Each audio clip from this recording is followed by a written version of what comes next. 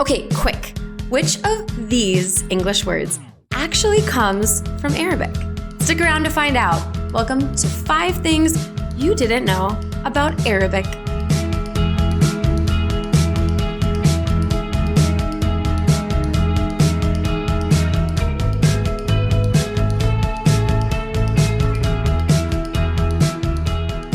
Marhaba, Arabic. Or, as you'd say in Arabic, Arabi. Where does it come from, who speaks it, and what makes it so cool? Well, Arabic, like Hebrew or Aramaic, is a Semitic language. It's spoken by roughly 350 million people around the world. And get this, it serves as an official language in, can you guess how many countries? If you guessed 26, you would be right. Okay, now let's dive in to those 5 fun facts that make Arabic so special. Okay, fun fact number 1. There isn't just one Arabic. There actually might be as many as 33 distinct dialects, and that depends on how you categorize the dialects. Yes, Arabic is one language, but no, not all Arabic speakers can easily understand each other because, well, different Arabics are different. But to know the basics, there are really just 3 main kinds that you need to know about. First, we have classical Arabic. It's older, classical, and used in religious text, like in the Quran. Then there's modern standard Arabic, often abbreviated as MSA. This is the updated version of classical Arabic, and it's used in a lot of formal writing, news broadcasting, and also as a kind of common language to unify different Arabic speakers.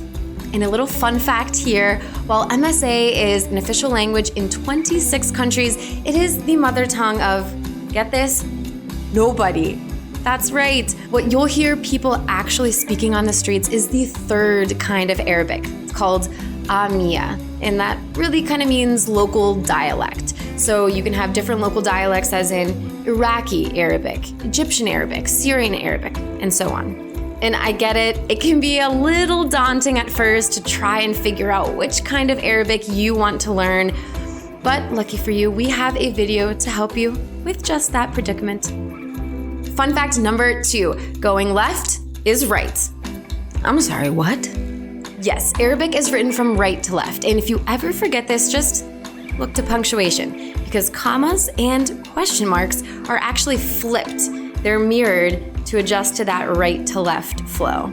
Oh, and get this, when it comes to writing, you actually don't even write out all of your vowels. Yeah, and I know what you're thinking, no respect for the vowels. But not too fast. Have you ever noticed those little circles or marks on the top or bottom of a word in Arabic? That's the afterthought of a vowel. Okay, fun fact number 3, 48 or 84. Arabic might be written from right to left, but when it comes to writing numbers, it goes left to right. And then just to add to your confusion, the position of the 1s and 10s digits gets reversed. Yeah, so if you want to say the number 48, you're literally saying 8 and 40. Just make sure you get this all straight before you make any big business deals or sign any checks. Okay, let's move on to number 4. Oh, point number 4. Texting in Arabic can actually be easy because of Arabizi, which is a way of writing and texting in Arabic using the Roman alphabet, which is the one that we use in English. Long story short, Arabizi is the reason that you don't necessarily have to learn the Arabic script in order to start texting in Arabic. And this is actually a battery charger, not a cell phone, because I'm recording on my phone, so. And here's the really cool thing. Arabizi doesn't just use letters. It also uses numbers. This is because Arabic has sounds that we don't have in English, so we can't capture them with the letters we have in the Roman alphabet.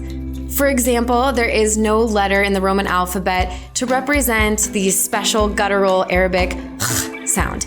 So you type it as the number 5. Okay, our last point number 5. Writing in Arabic requires shapeshifting. So in Arabic, there's no such thing as capital letters. But don't get too excited because it's actually more complicated.